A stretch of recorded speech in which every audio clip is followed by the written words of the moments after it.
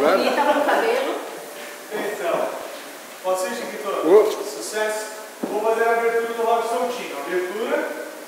1, 2, 3. Vou virando só para facilitar o entendimento e pegar no movimento de frente.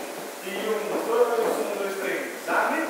Quando o cavaleiro decidir, ele vai abraçar a dama com a mão direita na altura da sua escápula. Abraço e continuo de frente para com ela. Vou conduzir a dama pela mãozinha direita, puxando ela. Puxa, agora a mão direita empurra. Nos pés, eu vou marcar 2 tempos, então eu faço 1, 2.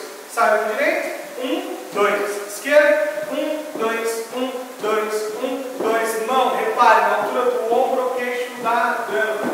1 e 2, olha a mãozinha. Puxa, empurra. Puxa, empurra. Puxa, empurra. Vou parar. Parei. Quando eu iria em tese cruzar a minha direita, eu vou fazer a junção ou alternância em 3. Fica a critério do cavalheiro, induzindo a dama a giro pela mão direita, elevando a mão esquerda. Ela vai perceber que ela não vai ter outra opção, porque eu vou induzir ela a girar de forma inequívoca. Então eu faço a junção, abertura.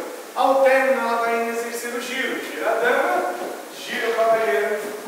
Posso vir do movimento a partir do giro também. Então o cavalheiro está girando, baixa a mão, mão direita abraça, sai na elevação do nosso movimento encaminhado.